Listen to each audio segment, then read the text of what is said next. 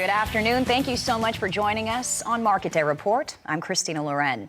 Well, last week we reported on a devastating dust storm that resulted in a major traffic accident, a multi-car pileup on a rural interstate in Illinois. Now, State Patrol said the cause of the crash was due to excessive winds blowing dirt from farm fields across the highway, obscuring visibility.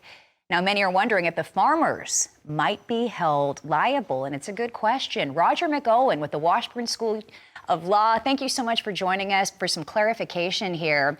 I mean, there's a lot of contributing factors. You've got to consider the fact that it's been dry in the area, but who could be held responsible? First, let's start with a recap of the situation and what you've been tracking.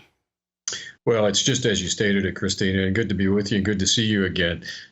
Dirt blowing from farm fields due to high winds is what the State Patrol said caused the visibility problem for motorists, and then it was one crash after another, and there were fatalities involved. And, you know, this is sometimes an issue with spring planting and fall harvesting, and we get dust blowing, we get dirt blowing, and you get high winds, particularly in the springtime in the Midwest and in the plains.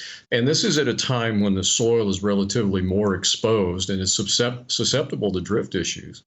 Absolutely. I mean, and we have been watching Kansas on the drought monitor. You cannot catch a break for much of the state. Now, the east side of the state isn't faring as poorly as what we're watching on the west side of the state. But I do wonder, are there any state soil erosion regulations that might play a role in the matter that we're going to have to go back and look into?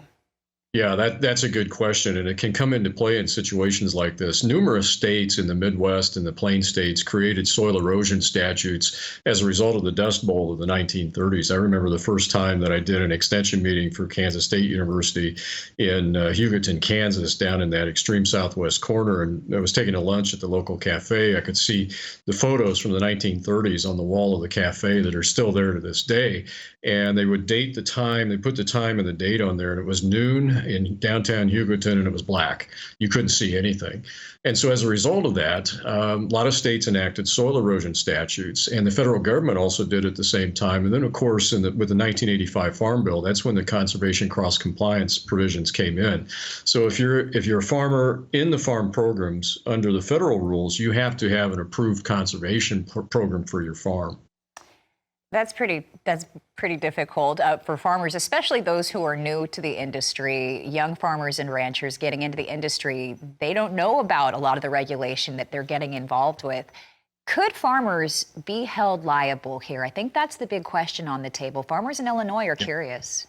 Yeah, that is absolutely the critical question. I've been inundated with this in the past week, and generally the answer is no. So I want to start with that. As a general rule, the answer is going to be no, at least not for damages or deaths sustained by motorists because of blowing dirt from a farm field.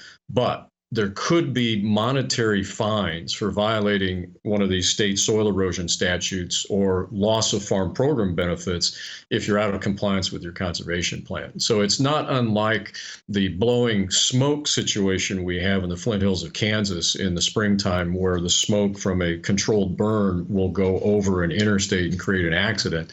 Generally, there's no liability in this situation, but there could be monetary fines if you're deemed to be in violation, in this instance, of a soil erosion statute, or there could be loss of federal farm program benefits. Wow. It's very important then to always know your soil erosion laws and how they pertain to you and your ag operations. So important. We are so grateful to you, Roger McEowen.